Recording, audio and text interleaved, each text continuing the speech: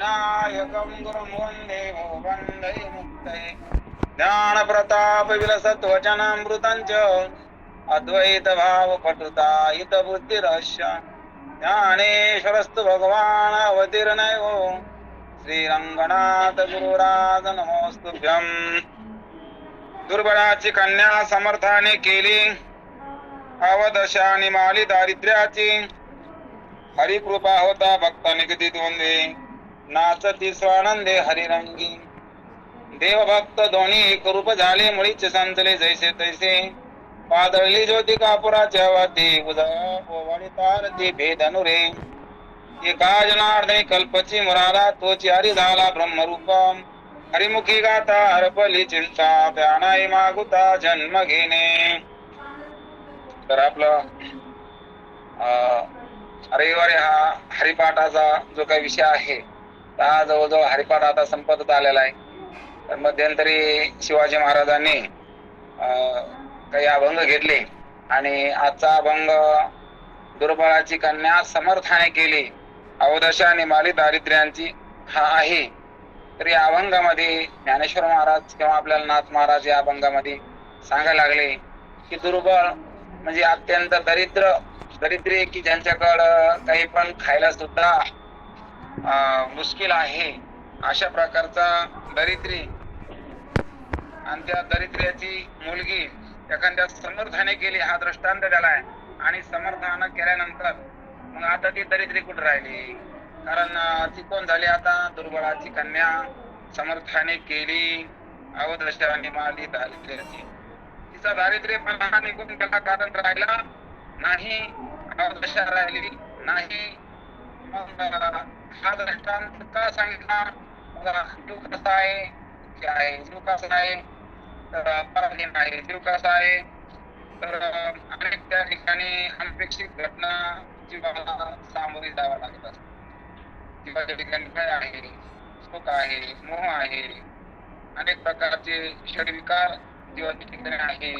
आणि म्हणून या ठिकाणी जीवाला जर दुःखातून बाहेर पडायचं असलं तर त्यानं काय करावं तर मग त्यांना समर्थ कोण आहे तर समर्थ ईश्वर आहे.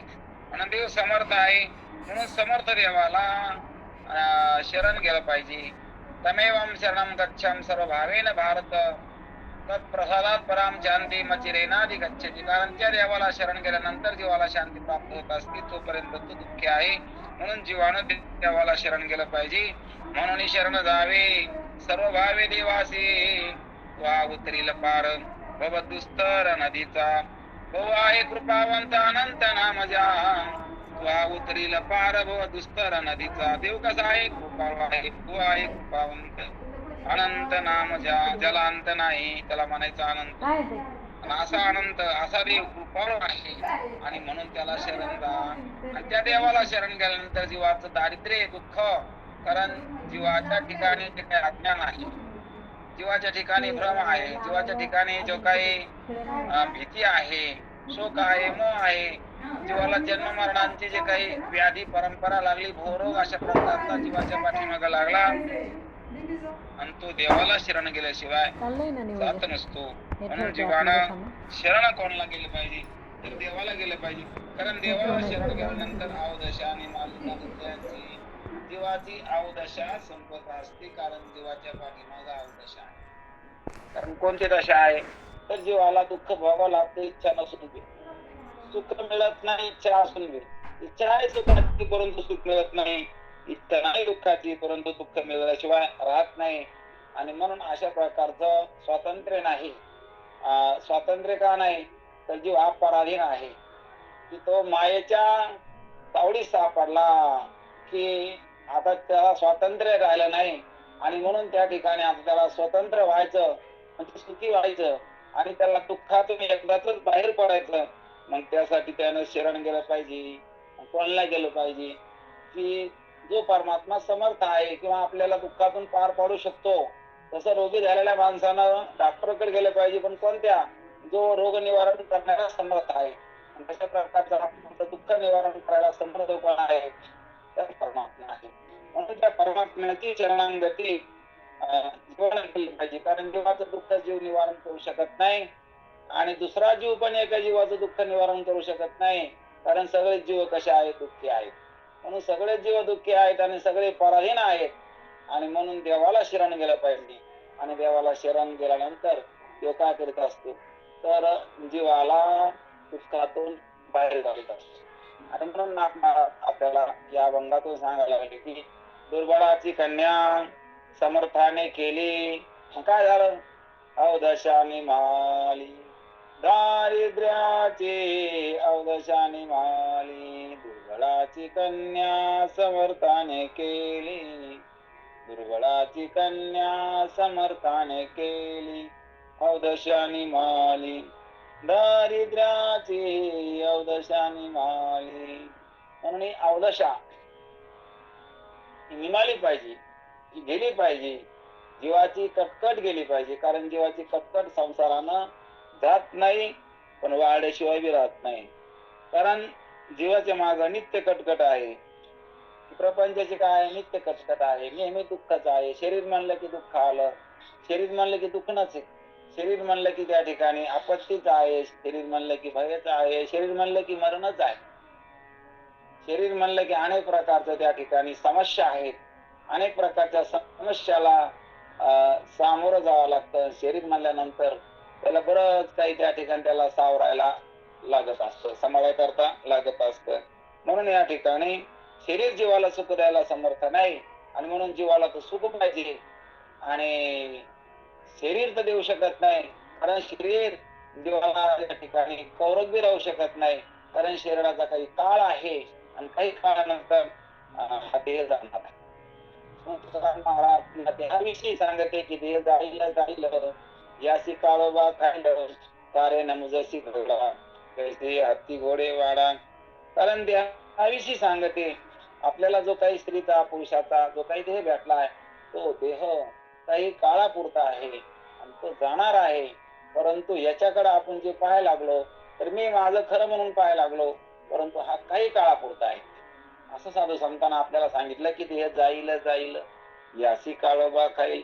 कारण काळ नावाचा जो काही महान मोठा पराक्रमी अशा प्रकारचा काळ, तो काळ या देहाला नेणार आहे, खाणार आहे. म्हणून आयुष्य जात आहे पहा, काळ जपत असे महा, सोयितांचा घोर बहा, ज्ञानी राहा श्री हरीच्या, धनधारा पुत्र जन, बंधू सोय रे पिसुन, सर्व मिथ्या हे जाणून, शरण गा देवासी. म्हणून का तर आपल्या हातात दुःख निवारण करणं नाही म्हणून, आणि देव जीवाला दुःखातून पार पाडू शकतो, म्हणून शरण जावे. म्हणून देवाला शरण केलं पाहिजे, देवाची शरणागती पत्करली पाहिजे. आणि जीवानं का देवाला शरण गेला, जीव देवाची शरणागती पत्करली, तर मग जीवाला दुःख होत नसतं. पण मनुष्य देहातल्या जीवाला विशेष बुद्धी आहे, आणि विशेष बुद्धी असल्यामुळं त्या ठिकाणी आपल्याला लक्षात घेता येतं. दुसऱ्या देहामध्ये विशेष बुद्धी नाही, म्हणून मनुष्य देहाचे निज्ञान आहे, सच्चिदानंद पदवी घेणे, एवढा अधिकार नारायणे कृपावलोकने दिला असे. म्हणून एकनाथ महाराज सुद्धा भागवतामध्ये सांगतात की मनुष्य देहाचे निज्ञान आहे, कारण मनुष्य देहामध्ये खूप मोठं महत्व आहे मनुष्य देहाला. आणि आपला मनुष्य देह अजून गेलेला नाही, पण आपण संधी आहे आपल्याकडे, ईश्वर प्राप्तीची संधी आहे. जोपर्यंत नरदेह शिल्लक आहे, तोपर्यंत ही संधी अजून गेलेली नाही. ईश्वराची प्राप्ती करून घेण्यासाठी आपल्याला या ठिकाणी वेळ अजून आहे. दिलाया काळे अवकाश, नाही पावलो आयुष्य नाश. कारण काळानं अवकाश झालाय, अजून काळ त्या ठिकाणी थांबलेला आहे, काळ अजून आलेला नाही. आणि म्हणून या ठिकाणी कधी काळाची उडी पडेल, काळाची उडी पडेल बा जेव्हा, आणि मग जेव्हा उडी पडेल ना, सोडविना तेव्हा माय बाप, सोडविना राजा देशीचा चौधरी, आणि कारण तुला सोडविणार कोणी नाही. म्हणून या ठिकाणी देव तुला सोडवित असतो, म्हणून तू देवाला शरण जाय. म्हणून देवाची शरणांगती ज्यानं केली तर तो निश्चिंत होत असतो. म्हणून आपण देवाला शरण गेलं पाहिजे, सर्व भावानं गेलं पाहिजे, पूर्ण विश्वास देवावर पाहिजे आणि रात्रंदिवस त्याचं भजन केलं पाहिजे. त्याचं होऊन राहा, कोणाचे होऊन राहा, संसारात करायना, परंतु स्वतःला देवाचं म्हणून घ्या आणि देवाचंच कार्य करा. कारण कोणतं कार्य करा, संसार करा नावाला, लोकांना वाटलं पाहिजे हा संसार करायला लागला, परंतु चित्तामध्ये देवावर प्रेम पाहिजे. किंवा हे सगळं करीत असताना याच्यातून मला ईश्वर प्राप्ती हे फळ आहे, ईश्वर मिळाला पाहिजे, ईश्वराचं चिंतन झालं पाहिजे. ही काळजी वाहून, जसं एखादा संसारी माणूस नोकरी करीत असला, चाकरी करीत असला, व्यापार करीत असला, धंदा करीत असला, तरी पण मनामध्ये कुटुंब वशल असतो. कुटुंबासाठी मला काहीतरी करायचं, मुलासाठी करायचं, मुलीसाठी करायचं, बायकोसाठी करायचं, घर संसार चालवायचा, चांगलं काहीतरी व्हायचं, माझ्या माणसाला या ठिकाणी चांगलं बनवायचं, अशा प्रकारचं त्या ठिकाणी त्याच्या मनामध्ये एक भाव असतो. त्या पोटी, त्या हवेशापोटी तो त्या ठिकाणी अनेक प्रकारचे कष्ट झेलून त्यांना त्या ठिकाणी पैसा पुरवित असतो. आणि म्हणून नोकरी चाकरी तर करतो, परंतु त्या चाकरीमध्ये जो काही उद्देश असतो की मला माझ्या कुटुंबाचं पोषण करायचे, असा हा जो त्याच्या मनात त्या ठिकाणी निश्चय त्याने केलेला असतो, किंवा हा त्याच्या मनामध्ये जो काही भाव असतो, तर मग तसं तुकाराम महाराज सांगते, आपण सुद्धा चित्तामध्ये ईश्वर चित्तात धरून, ईश्वराचं प्रेम चित्तात धरून, ईश्वर प्राप्तीसाठीच मी सर्व काही या ठिकाणी करायचं मला, त्यासाठीच आपलं या ठिकाणी जीवन उगाळणं, किंवा त्यासाठीच या ठिकाणी सर्व काही मन शरीर आणि खर्च करणं. आणि त्याच्यातून मला काय फळ आहे, माझा हाच पगार आहे, हीच फळ आहे, ईश्वर प्राप्ती, ईश्वर साधन, ईश्वर नामस्मरण, ईश्वर सानिध्य, ईश्वर कथा कीर्तन, संतांचे या ठिकाणी वचन ध्यानात घेणं, संतांचा विवेक ध्यानात घेणं, हीच या ठिकाणी काळजीनं जो आत्मसात करतो, त्याच्यानं आपलं तो काय करायला लागला याला महत्व नाही, परंतु त्याचा उद्देश चांगला असल्यामुळं त्याचं पूर्णतः जीवन पारमार्थिक आहे असं म्हणायला काही हरकत नाही. तो पारमार्थिक आहे कारण का, त्याचा उद्देश काय आहे, तर तो संसार करीत असला, उद्योगधंद करीत असला, परंतु चित्तामध्ये देव आहे किंवा देवासाठी सर्व काही करतो, सर्व काही कार्य करीत असला तर देवासाठी करतो. आणि देवासाठी केल्यामुळं त्याचा सर्व संसार काय झाला तर भक्तिमय झाला, कारण त्यानं केलेला संसार सुद्धा भक्ती होत असते. आणि जर का त्या ठिकाणी संसाराची अपेक्षा धरून किंवा सांसारिक सुखात इच्छा धरून केलेला परमार्थ सुद्धा त्या ठिकाणी संसारात होत असतो.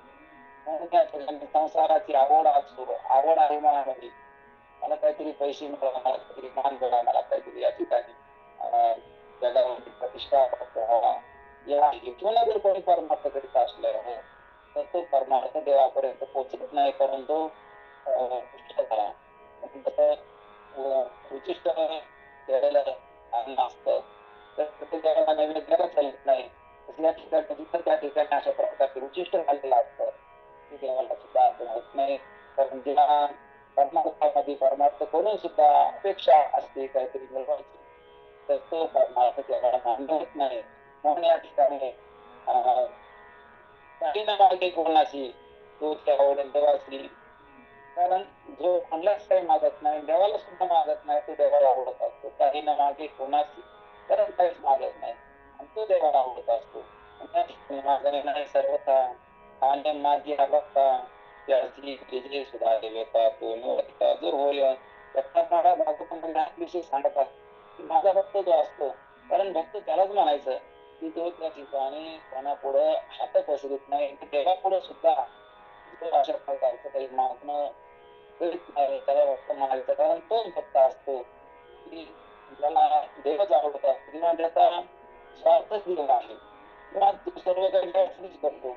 देवापेक्षा त्याला तिथं काही इच्छित वस्तू आवडीचं काही वाटत नसतं, म्हणून त्याचा सर्व त्या ठिकाणी लाभ हा विठ्ठलच असतो. पण ऐसा लाभ बांधा गाठी विठ्ठल पायी पडेल मिठी, कामा पडते साधन नाही जे तू आणि तू कधी शिकाय. म्हणून अशा प्रकारचा लाभ गाठी बांधा प्राप्त करा.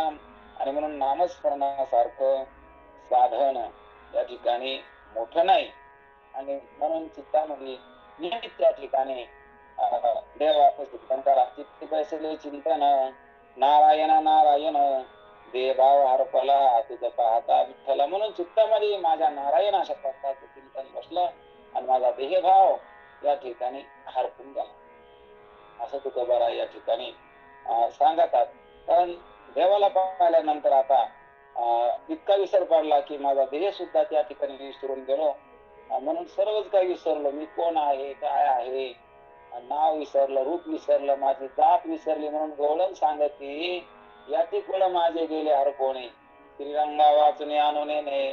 कारण देवाला पाहिल्यानंतर भक्तांचा जो भाव होत असतो, तर त्याला त्या ठिकाणी दुसरं काही आवडतच नाही. आणि जो आवडीचा विषय परमात्मा आहे, तर तेच त्याचं सुख असतं. म्हणून तुकाराम महाराज सुद्धा देवाविषयी बोलताना सांगते, तुका म्हणे माझे हिची सर्व सुख पाहिन श्रीमुख आवडीने. कारण देवालाच या ठिकाणी विषय मी केलं. कारण आता दुसरं काही इंद्रियाला मी आता कुंकड लावलंच नाही. आता सर्व इंद्रिय हे देवाकडे लावले. कारण देवच एकमेव त्या ठिकाणी सुखाला कारण आहे. आणि सगळ्यांचा, सर्व भक्तांना त्या देवाला विषय केलं. आणि म्हणून या ठिकाणी आता इंद्रिय सुद्धा आता देवाला सोडून काही पाहत नाही, काही जात नाही, कुंकड जात नाही. कारण त्यांचा विषय एक विषय तो सकाळांचा हरी. म्हणून त्या गोकुळात सुद्धा हेच झालं होतं की सगळ्यांचा विषय देव झाला होता. आणि देव झाल्यामुळं कोणामध्ये म्हणले देव झाल्यावर कसं काय व्यवहार चालन, मग देवाचा सगळ्याला नाद लागल्यावर मग संसार कसा चालन. अरे संसार चांगला होत असतो. देवाच्या संगतीमध्ये संसार कसा होतो, तर देवाच्या संगतीत जर संसार केला तर संसार सुखाचा होतो.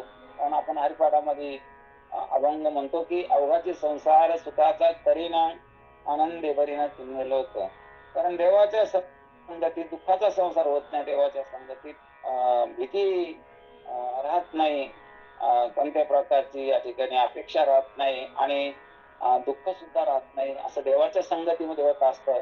म्हणून देवाच्या संगतीमध्ये संसार होतो. पण कसा होतो, मग अवघाची संसार सुखाचा करीन, आनंदे भरीन तिन्ही लोक. कारण आनंदाने या ठिकाणी आनंद अशा प्रकारचा संसारात होत असतो. नेहमी संसारामध्ये आनंद नाही. कारण का नाही, त्याच्या संसारातून देव वजा झाला, किंवा त्याच्या संसारामध्ये देव या ठिकाणी देवाला विसरला जो, तर मग त्याच्या संसारामध्ये दुःख उरत असतं. कारण आनंद नाही. आनंद हा देवाचाच असतो.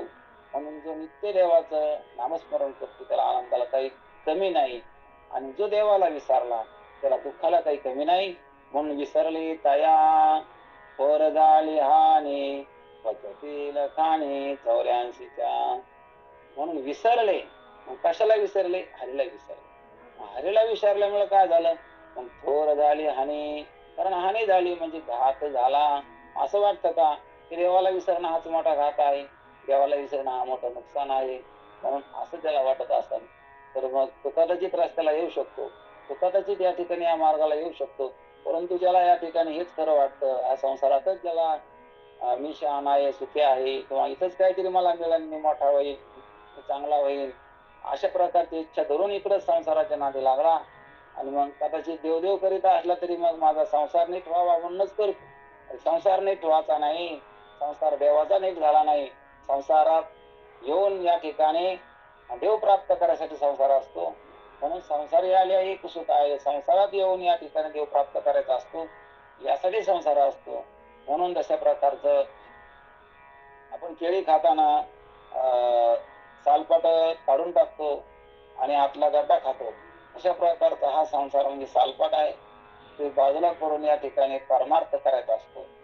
तशा प्रकारचं या अभंगामध्ये नाथ महाराज आपल्याला उपदेश करतात. आणि संत उपदेश करीत असतात.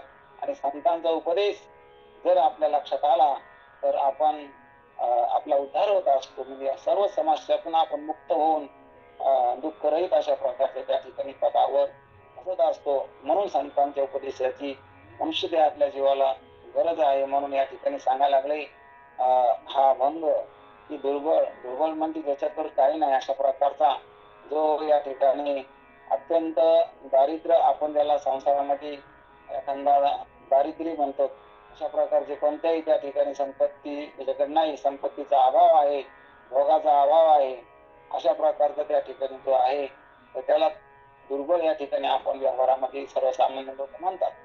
आणि म्हणून परंतु त्या दुर्बळाची मुलगी कशी असते, मग दुर्बळच असते. कारण गरीबाचं लेकरू कसं असणार, तर गरीबच असणार. गरीबाचं लेकरू गरीब आहे, परंतु त्या गरीबाची एक मुलगी आणि एखाद्या श्रीमंताला आवडली. मग श्रीमंताला आवडल्यानंतर मग त्या श्रीमंतानं ती मुलगी केली.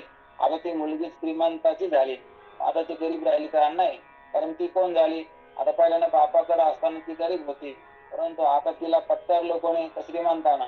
म्हणून दुर्बळाची कन्या समर्थाने केली. आता केल्यानंतर काय झाला, तिची अवदशाच निघून, कारण तिला खायला प्यायला हौशी, तिला काही कोणत्या प्रकारचं त्या ठिकाणी पोटाला सुद्धा खायला वेळेच्या वेळेला भेटत नव्हतं, पोटभर भेटत नव्हतं. परंतु इकडे तिला त्या ठिकाणी पक्वान्न भेटायला लागली, सर्व काही तिची आईस आराम व्हायला लागली, तिची अवदशा लागली का, तिला ज्या ठिकाणी जे काही दारिद्र्यामुळे होणारं दुःख, जे काही सहन करावं लागत होतं, उपासमारी किंवा कोणत्याही प्रकारची इच्छा त्या ठिकाणी तिला पूर्ण करता येत नव्हत्या, तर ते आता तिला भेटल्यामुळं आणि त्या ठिकाणी अवदशाने वाली दारिद्र्य, त्याच्यामुळं समर्थाने केल्यामुळे, मग समर्थाच्या घरी आल्यामुळे मग तिला जसं त्या ठिकाणी तिच्या आवडीनिवडी तिला प्राप्त करून घ्यायला लागल्या. म्हणून अशा प्रकारचं कशाकडे झालं, तर तिला समर्थानं पत्करलं.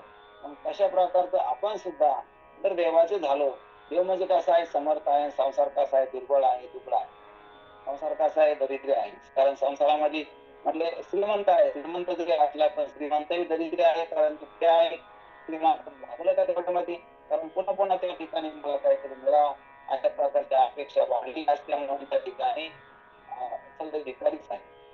मंगळाच्या ठिकाणी हो राज्य भिकारीच आहे, कारण त्याची इच्छा कुठं थांबल्या, त्याची इच्छा थांबल्या तर तो श्रीमंत आहे. म्हणून इच्छेची बांधली तुका म्हणे वाया गेली. कारण मला सांगायला लागली, इच्छेनं बांधल्या गेले. म्हणून सर्व लोक कशाने बांधले गेले, इच्छेनं बांधले गेले. म्हणून इच्छा त्यांना पळवायला होती, इच्छा त्यांना त्या ठिकाणी भीती घालते, इच्छा त्यांना दुःखी करते, आणि इच्छा त्या ठिकाणी अनेक प्रकारच्या त्या ठिकाणी त्याला तकलीफ देते. म्हणून कशाने बांधले सगळे, इच्छेचे बांधिले आणि इच्छेने बांधले. म्हणून मला सांगतात पुढं तुका म्हणे वाया गेले. मग वाया का गेले, इच्छेनं बांधले. सर्वांना कोणी बांधलं, तर इच्छेनं बांधलं, आणि इच्छा त्या ठिकाणी जीवाला दुःख देते. आणि संत काय करते, तर संत त्या ठिकाणी गेल्यानंतर त्या प्रापंचिक वस्तूविषयी उदास, आता साधनी झाले मी उदास, विकल्प नवऱ्याचा सोडियेला संग, आता साधनी झाले मी निसंग, विकल्प नवऱ्याचा सोडियेला संग, काम क्रोध हे झोडीले मांग, केला मोकळा मार्ग सुरंग, आईचा जोगवा मागे ना.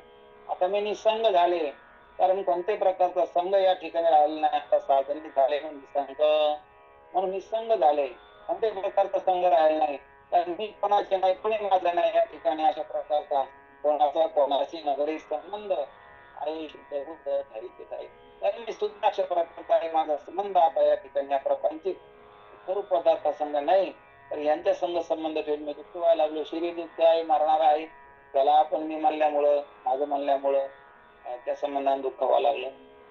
शिरड्या संबंधी असणारे सर्व काही धनधारा, पुत्र, बायका, पोरं, घरदार, जे काही आपलं इष्ट मित्र, नवरा, सासू, सासरा, जे जे काही संबंध असते, सोयरे धारे, मित्र मैत्रिणी, सर्व काही या ठिकाणी त्यांचा संबंध येणं म्हणजे दुःखाचा संबंध आहे, कारण त्यांच्याकडे दुःख आहे. म्हणून सर्वांकडे संसारिक माणसाकडे काय असतं, दुःख असतं. म्हणून त्यांच्याकडे दुःख असल्यामुळे आपल्याला सुद्धा त्यांच्या संगतीत काय होत असतं, दुःख होत असतं. म्हणून या ठिकाणी आता देवाची संगती, म्हणून देवाची संगती ज्यानं धरली त्याची निश्चिंती होत असते. म्हणून आता निश्चिंतेने पावलं विसावा, म्हणून आता मी निश्चिंत झालो. पण कधी, देवाच्या संगती लागल्यानंतर इतके वार्ता होऊन राहिलो, म्हणून आता मला कोणत्या प्रकारची चिंता राहील नाही. म्हणून सर्वांना जर इच्छा असेल तर मला निश्चिंत व्हायचं, मला चिंता नाही पाहिजे, मला भय नाही पाहिजे, मला दुःख नाही पाहिजे, निश्चिंत व्हावा, अशा प्रकारचं प्रत्येक जण या संसारामध्ये अपेक्षा करायला लागला, आणि अपेक्षा करून संसार वाढवायला लागला. संसारामध्ये इच्छा करायला आपण कोणाची पण इच्छा पूर्ण झालेली नाही, आणि कोणतं निश्चित झालेलं नाही, सुखी झालेलं नाही, निर्भय झालेलं नाही, दुःख करता आलं नाही, मिळविता आलं नाही. म्हणून या ठिकाणी ते पाहिजे ते इच्छित पदार्थ मिळविता आला नाही.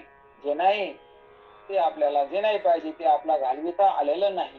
म्हणून या ठिकाणी आपण सर्व बाजूनं अपयशी झालो, आणि म्हणून या ठिकाणी आपण आता संताकडे आलो, आणि संताकडे आल्यामुळं एकनाथ महाराजांकडे आलो. एकनाथ महाराजांच्या हरिपाठामध्ये आपल्याला काहीतरी बोध भेटन, समाधान होईल, कारण आपल्याच्यानं तर काही आपल्याला आपलं काही समाधान करता आलं नाही, किंवा आपण ज्यांच्या संगतीमध्ये गेलो त्यांच्याकडून सुद्धा आपल्याला काही समाधान करून घेता आलं नाही. आता आलो तर संतांकडे आलो, आणि संतांकडे आल्यामुळे आता एकनाथ महाराज काय म्हणतात, मग त्यांच्या अभंगातून आपल्याला काय अर्थ त्या ठिकाणी घ्यायचा. आणि म्हणून एक अभंगावर आपण या ठिकाणी काही माझं काही मनाचं सांगत नाही, कारण आपण जे अभंगात निघन तेच आपल्याला बघायचं. एकनाथ महाराजांचा अभंग त्या अर्थ त्या ठिकाणी आपल्याला बघायला गेलो, त्याने दृष्टांत द्यायला सुरुवातीला की दुर्बळाची कन्या समर्थाने केली दुर्बळ, या ठिकाणी गरीबाची मुलगी परंतु श्रीमंताला आवडली, त्यानं केल्यानंतर आता ती गरीब राहिली का, समर्थानं केली. अवदशा निवाली दारिद्र्याची, तशा प्रकारचं म्हणजे हा दृष्टांत त्याला. हरीची कृपा झाल्यानंतर काय होत असतं, हरिकृपा होता भक्ता निगती द्वंदे, नाचते स्वानंदे हरिरंगी. कारण हरीची कृपा झाली आणि काय होत असतं, हरीची कृपा लोकांवर होत असते, कारण हरीची कृपा झाली तो भक्त असतो, कारण भक्तावर हरीची कृपा होत असते. आणि हरीची कृपा झाल्यानंतर त्याला सुखाचं त्या ठिकाणी द्वंद्व, आणि तो सुखरूप अशा प्रकारचे त्याच्या जीवनाला फळ लागत असते. कारण जीवनामध्ये सुख नावाची वस्तू कोणाच्याच नाही, परंतु तो हरीची भक्ती करीन त्याला सुखाचे या ठिकाणी घोष, जसे आंब्याला या ठिकाणी कैऱ्याचे घोष लागते, आंब्याचे घोष लागते, तशा प्रकारचे या ठिकाणी सुखाचे घोष लागते. की सुखा या ठिकाणी अशा प्रकारचं प्राप्त होईल की त्या सुखापुढं सगळे काही प्रापंचिक सुख यांची त्या ठिकाणी बरोबरी अशा प्रकारची करता येत नाही. कारण हे परमोच्च अशा प्रकारचं सुख आहे. या सुखाला उपमा कोणत्याही सुखाची देता येत नाही, कारण न मारणारं सुख हरीच असतं, आणि मरणाऱ्या सुखासंग उपमा देता येत नाही. कारण हे प्रापंचिक सुख सर्व काही नष्ट होणार आहे, आणि यांना काहीतरी काळ आहे, काही काळापुरता आहे. एका काळातलं दुसऱ्या काळात नाही. बालपणात जे आवडत होतं, जे सुख होतं ते आता नाही. तारुण्यात किंवा तारुण्यातलं सुख म्हातारपणात नाही, किंवा या विषय सुद्धा बदलते, शरीर बदलतं, मन बदलतं, आणि म्हणून या ठिकाणी काळानंतर या ठिकाणी निघून जात असतं. कारण एक दिवस शरीर सुद्धा आपल्याला सोडून निघून जाणार, आणि मग त्या ठिकाणी आपल्याला आता कुठं जायचं हे माहित नाही. आणि त्यासाठी आपण निश्चिंत अशा प्रकारचे परमात्म्याचं ठिकाण शोधून त्याला आपलंसं केलं का, त्याची भक्ती केली का, त्याचं नामस्मरण घेतलं का, त्याला आठविलं का, त्याला जवळ केलं का, आणि या सांसारिक पदार्थ आपण जवळ करीत बसलो परंतु हे जवळ राहणार आहेत का, किंवा अशा प्रकारचं आपल्याला हे उघड हिशोब, कारण आपल्या अनुभवाचा आहे, आपण पाहून आहेत, आणि हे साधू संतांना आपल्याला आपलाच अनुभव आणि असलेलं हे अंतिम सत्य आपल्या निदर्शनात आणून दिलं. आपल्याला म्हणून सांगितलं की तुम्ही दृष्टांतासह या ठिकाणी माझं बोलणं ध्यानात घ्या.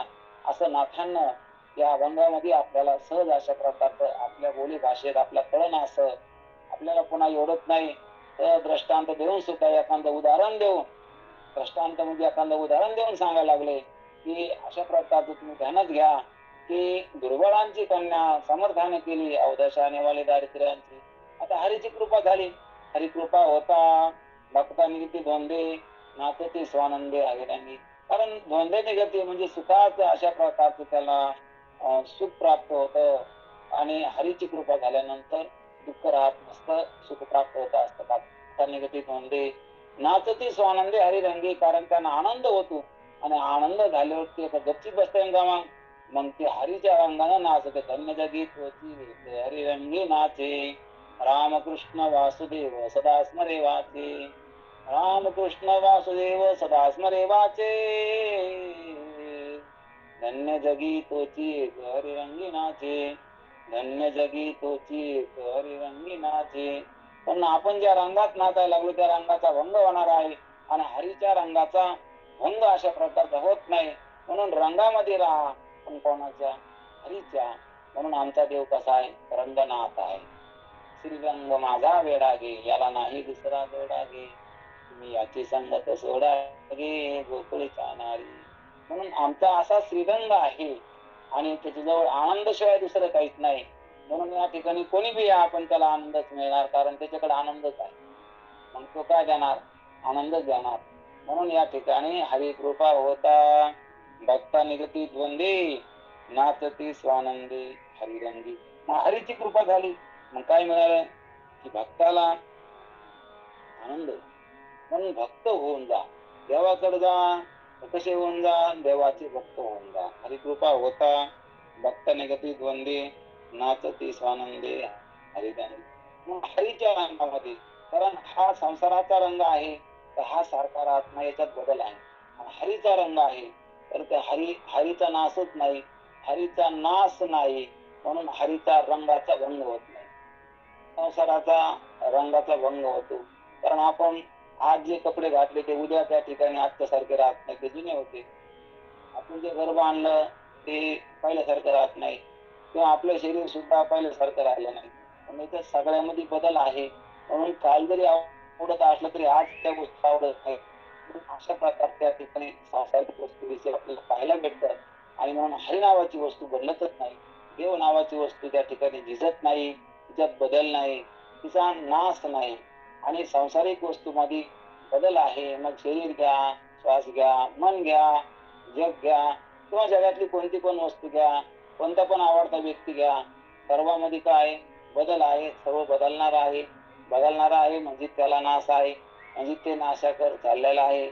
म्हणून ज्ञानेश्वर महाराज याविषयी ओवी सांगतात की उपजेते नासे नाशिले पुनरपी दिसे हे घटिका यंत्र देशी परिभ्रमेगा.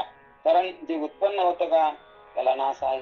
म्हणून या ठिकाणी ह्या सर्व नाशवान पदार्थाकड आपण अशा प्रकारचं चांगलं म्हणून पाहता येत नाही त्याच्याकडे, कारण त्याच्याकडे पहा परंतु हे नष्ट होणार आहे. म्हणून हरी कृपा होता भक्ताने गती द्वंद्वे. जे भक्त असते तर त्यांना हरीच्या आनंदात आनंद होत असतो.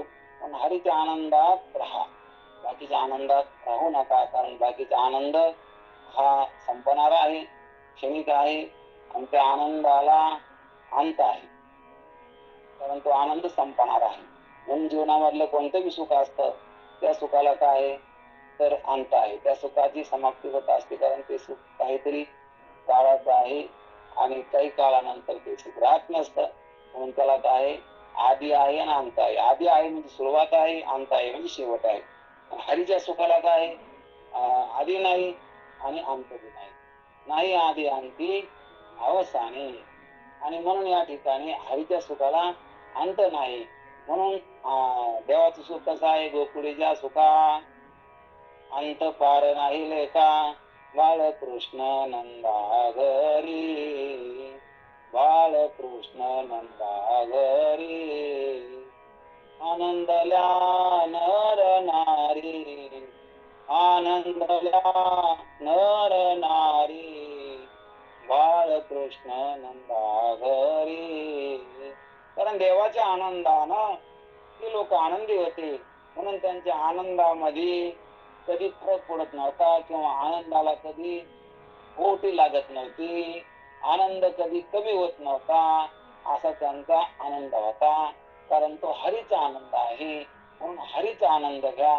म्हणून हरी सुख पावले रे, गोकुळीच्या गवळीया गोपी गोधना सकला, गोपी गोधना सकला हरी सुख पावले रे, हरी सुख पावले रे, हरी सुख पावले रे. कोणाकोणाला प्राप्त झालं ते म्हणले गोकुळच्या लोका हरिसुख प्राप्त झालं. एवढंच नाही, त्या गोकुळीच्या लोका झाले ब्रह्मज्ञान, केलिया वाचून जपत, अशा प्रकारची स्थिती त्या काळामध्ये झाली. आणि ते म्हणले मग तवा झाली, मग आता होणार नाही का? आता सुद्धा त्या ठिकाणी जशी त्या लोकांनी भक्ती केली, जसं ध्यान केलं, तसं त्या परमात्म्याचे होऊन राहिले, आणि त्यांच्या आनंदाला पारावार राहील नाही, अंत पार नाही का गोकुळीच्या सुखा, असं त्यांचा आनंद. आणि तो आनंद आपल्याला सुद्धा आज घेता येतो. आणि म्हणून या ठिकाणी साधू संतांना त्यांचा दृष्टांत घेऊन, उदाहरण घेऊन आपल्याला सुद्धा या ठिकाणी सुखी होण्यासाठी अनेक प्रकारच्या रस्त्यानं त्या ठिकाणी भक्तीतून, ज्ञानातून, अशा प्रकारचे त्या ठिकाणी अनेक रस्ते सांगितले. परंतु हा मार्ग, नामस्मरणाचा मार्ग साधू संतांना आपल्याला स्वतः करून सांगितला की कोणाला पण या ठिकाणी आता या भक्ती मार्गातून देवापर्यंत पोहोचत आहे तर देवाचं नामस्मरण करून, देवाचं ध्यान करून, देवाची आठवण करून, देवाचं चरित्राचं उच्चारण करून, किंवा देवाचा बोध प्राप्त करून आपण त्या देवापर्यंत पोहोचू शकतो. आपण त्या आनंदाचे अधिकारी होऊ शकतो, आपण त्या आनंदामध्ये राहू शकतो. म्हणून असं संताला बी वाटलं, आणि म्हणून त्यांनी उपदेश या ठिकाणी केला. आणि तुम्ही काय म्हणा, हरिमुखी गाता हरपली चिंता, कया नाही मागुता जन्म घेणे. म्हणून तुम्हाला या ठिकाणी पुन्हा जन्माला यायचं काम नाही. तुम्ही हरी गा. गा म्हणजे काय करा की आनंदाने गा. कारण देवाचं भजन कसं करा, आनंदाने गा. आणि संसार कसा करा, बळत मडत करा, कारण संसारात सुख नाही. संसार कसा करा की संसारात सुख नसल्यामुळं आनंद होणार नाही. आता करायचं म्हणून करा, परंतु तो काही आपल्याला विशेष अशा प्रकारचा लाभ त्या संसारातून मिळणार नाही. आणि हरीच्या प्राप्तीमध्ये लाभच आहे. म्हणून ऐसा लाभ मात्रा बाकी विठ्ठल पायी पडेल मिठी. यासाठी कोणतं साधन आहे? देवाकडे जायला. मग आम्हाला देव प्राप्त करून द्यायचा, पण देवाकडे जायला साधन काय? म्हणून त्याने साधन सांगितलं, नामा फलते साधन नाही. नामा फलते साधन नाही. जे तू आणि कर करीसी काही. जे तू आणि कर करीसी काही. नामा फलते साधन नाही. नामा परते साधन नाही. नाही म्हणले, नामासारखं साधन नाही. कोणतरी घातली तू अनेक करायची काही. हातावरून सांगे तुका नाम घेता राहू नका. म्हणून या ठिकाणी मी हातावरून सांगायला लागलो, तुम्ही नामस्मरण केल्या वाचून राहू नका. तुम्ही नामजप केल्या वाचून राहू नका. कारण हेच नाम तुम्हाला भवसागरातून पार पाडेल. म्हणून भवसागरातून पार पाडण्यासाठी हे नावेच काम करतात. म्हणून हे जसे नाव पाण्यामध्ये असणाऱ्याला पलकन नेऊन घालते आणि बुडू देत नाही, अशा प्रकारचं त्या ठिकाणी नाव आहे. म्हणून जसं कवच अंतराला तरी त्या ठिकाणी डुबण्याची भीती आहे किंवा त्याला त्याच्या उभाला बळ लागत, परंतु इतर ठिकाणी कोणी केला जसं नावेमध्ये एखादा म्हातारा असला काय, एखादा त्या ठिकाणी अशक्त असला काय, सशक्त असला काय, परंतु सर्वांना या ठिकाणी नाव जशी सोडीची तशा प्रकारची हरिभजन आहे. यारे आरे अनथोरण जाती भलत्या नारी नर करावा विचार न लगे चिंता कोणाची. म्हणून साधू संत हाता मारते, तुम्ही या कोण कोण या ते म्हणजे कोणी बी या. यारे यारे लहान या का हो या, मोठे या का या, लहान थोर, आम्ही ह्या जातीतले त्या जातीतले कोणी बी या, इथं काही विचार नाही. जाती घालत्या नव्हे करावा विचार. बापाचा मेळ नाही, आपला बाप कोण हे बी त्यांना माहित नाही. असे त्या जाती घालत्या करावा विचार. विचार सुद्धा या ठिकाणी करायचं काम नाही.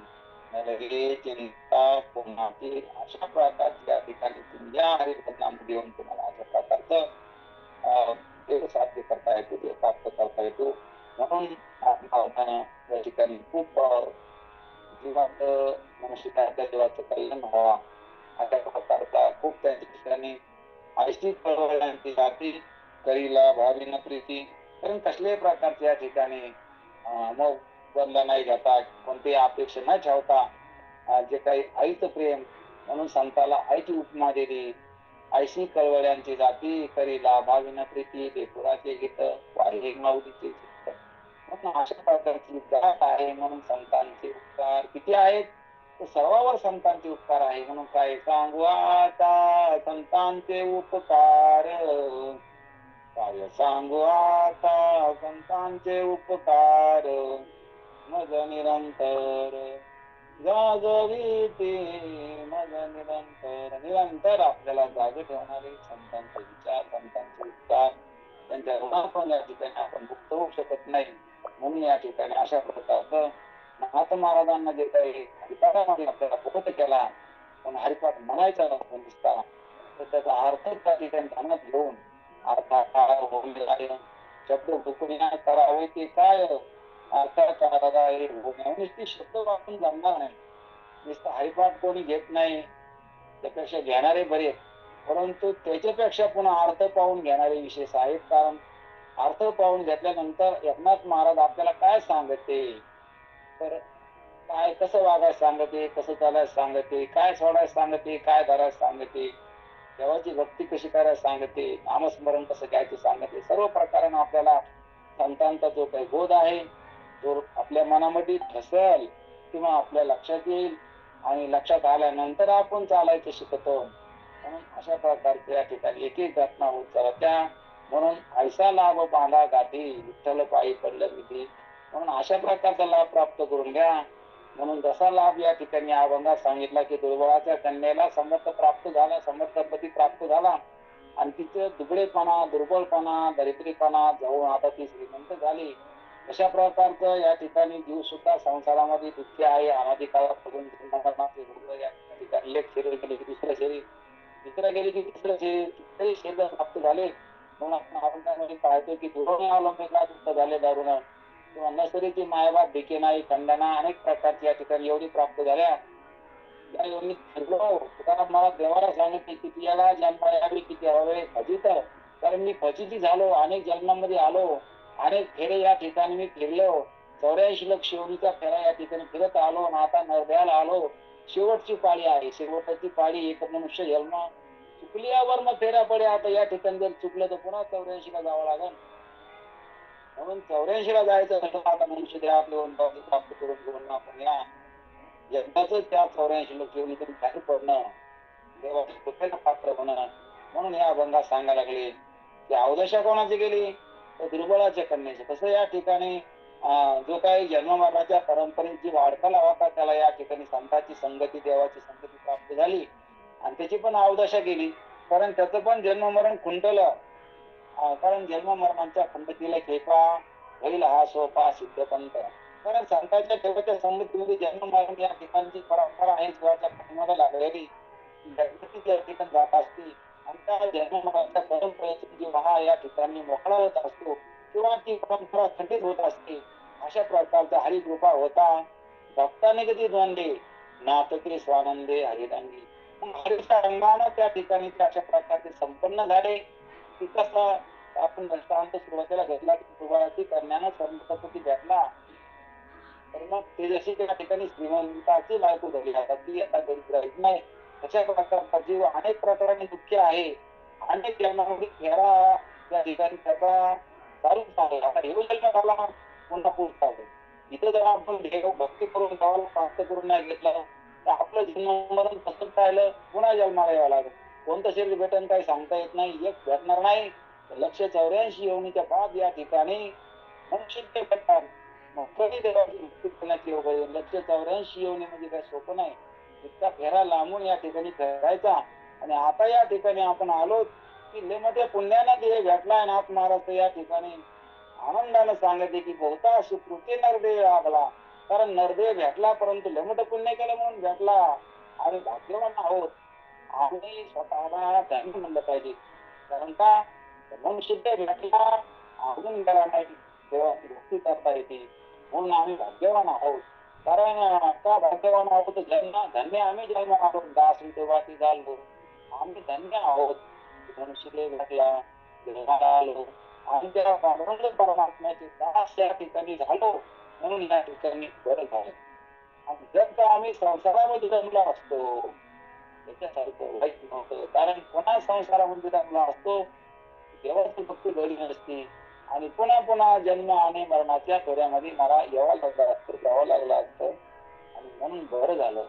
म्हणून बरे झाले तुकाराम महाराज बरंच म्हणते. कारण का तर मी देवाच्या भक्तीला लागलो हे किती बरं झालं. हरिकृपा होता भक्तांनी किती द्वंद्वे नातती स्वानंदे हरिरंगी. आता काय झालं पुढं देव आणि भक्त देवाच्या नादी लागणारा देव आपल्या जो नादी लागन आपलं जो नामस्मरण करेन जो देवाला चित्तात धरेन तो देवाहून वेगळा होत नसतो. अशी गंगा ही सागराला मिळाल्यानंतर ती सागर होत असते. तुका म्हणे गंगा सागर संगमी अवघ्या झाल्या उर्मी एकमय. गंगा ही समुद्राला गेली आणि समुद्रच झाली.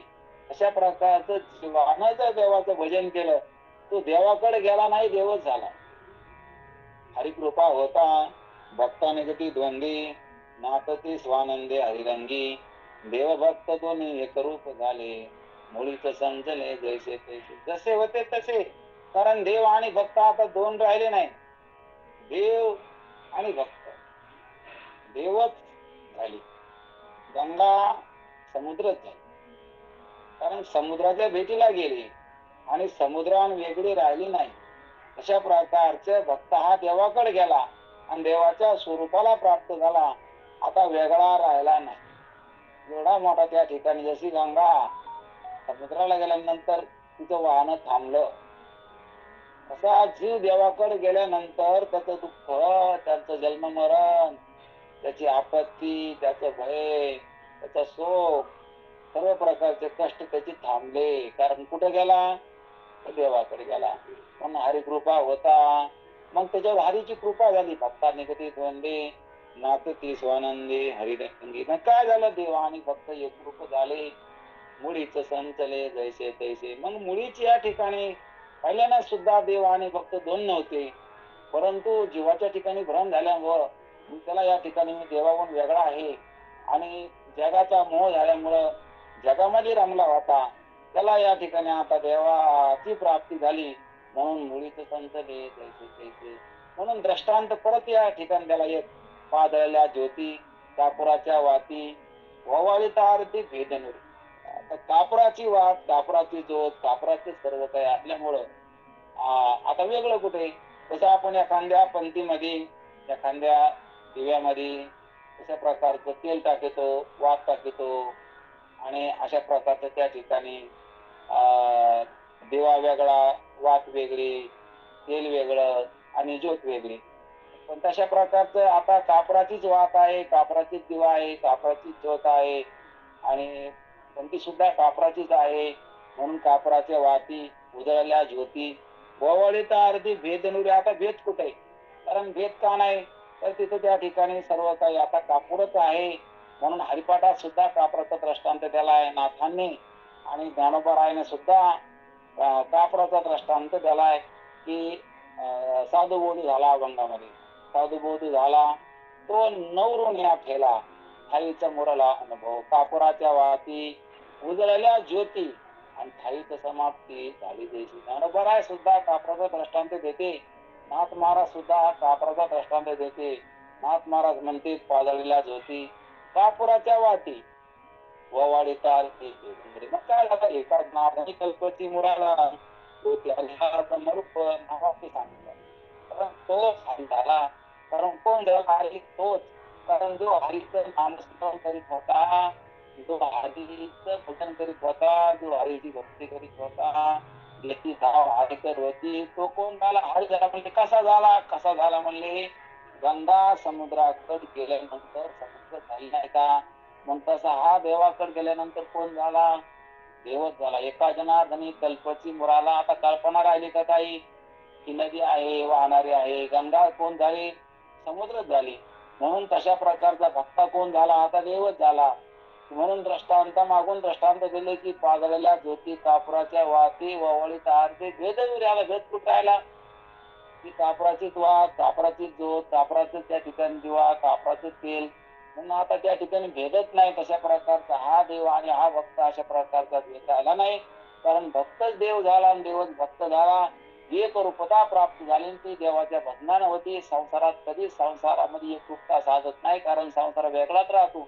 आणि जीवामध्ये आणि देवामध्ये जीवामध्ये एक रूपता प्राप्त होत असते. कारण देव आणि जीव दोन्ही एक असतात. देव आणि जीव दोन्ही खरे आहेत. म्हणून देवाशी ऐक्य घडत असतं, संसाराची कधीच ऐक्य घडत नाही. आणि देवासोबत आपलं ऐक्य असतं. म्हणून देवासोबत ऐक्य कराव अशा प्रकारच्या ठिकाणी सांगायला लागले कल्पची मुराला. म्हणून जी कल्पना होती ती निघून गेली आणि तोच हरी झाला. हरी दुसरा झाला का? मग तोच जो हरीच्या राधी होता, जो हरीचं भजन करीत होता, तो आता हरिवन वेगळा राहिला नाही. म्हणून आपल्याला नाथ महाराज सांगत की प्रत्येक चरणामध्ये सुद्धा हेच सांगते की तुम्ही सुद्धा काय करा. मग आता म्हणले आता यासाठी काय करावं लागेल? यासाठी तुम्हाला सुद्धा हरीकडे धाव घ्यावं लागेल आणि मुखानं हरी हरी म्हणावं लागेल. आणि हरीचं नामस्मरण केलं ना की तुमची चिंता हरपून जाईल. संसारात कोणत्या प्रकारची चिंता राहणार नाही आणि पुढे तुमचं कल्याण होईल. काय कल्याण होईल? जन्म आणि मरणाचं दुःख, 84 लक्ष योनीच्या फेरा या ठिकाणी चुकत्या. आणि काही जीवा होईल उद्धार, तेही उपकार घडतील कोटी. 184 त्या चुकतील फेरा. म्हणून अशा प्रकारचा अशा लाभ त्या ठिकाणी प्राप्त होईल. म्हणून तुम्ही हरित नाम स्मरण मुखाने द्या. त्यानं चिंता हरपून जाईल. हरिमुखी गाथा हरपली चिंता, आणि परत तुम्हाला जन्म हा भेटणार नाही, असं त्या ठिकाणी नाथ महाराजांच्या चरणी आपण सेवा अर्पित करू. आणि आता पसायदान होईल. आता विश्वात मकेरी येणे वाघ यज्ञ तोषावी, तोसोनी मजल्यावी पसायला. हे फळाची व्यंकटी सांडू, फळा सत्कर्मी रती माडू, परस्परी दोरितांचे तिमिर जाऊ, विश्व स्वधर्म सूर्य पाहू, जो जे वांछिल तो ते लावू पाणी वर्षोत सकळ मंगळी, ईश्वर निष्ठांची मांदियाळी, अनवर्त मंडळी भेटत त्या होता. चला कल्पतरुची आरवू, चैतना चिंता म्हणचे गाऊ, बोलती चारणो पियुषा. चंद्र मेजे आलांचना, मार्तंड जे तापहिना, ते सर्व सचन किंबहुना सर्व सुखी, पूर्ण भुवनी तिन्ही लोकी, भजिजो आदि पुरुषी पाय ग्रंथोपशिवे, विशेष लोकी, दृष्टादृष्ट विजय हे ध्वनी श्री विश्वेश्वरा. हा होईल लहान पसा, येणेवर ज्ञान देव सुखा, येणेवर ज्ञान देव सुखा, येणेवर ज्ञान देव सुखा. झाला पुंडलिका विठ्ठल श्री ज्ञानदेव तुकाराम. पंढरनाथ भगवान की जय. माऊली ज्ञानेश्वर महाराज की जय. जगद्गुरु तुकाराम महाराज, संत एकनाथ महाराज की जय. सर्व संतांची जय. सर्वांना रामकृष्ण हरी. रामकृष्ण हरी महाराज.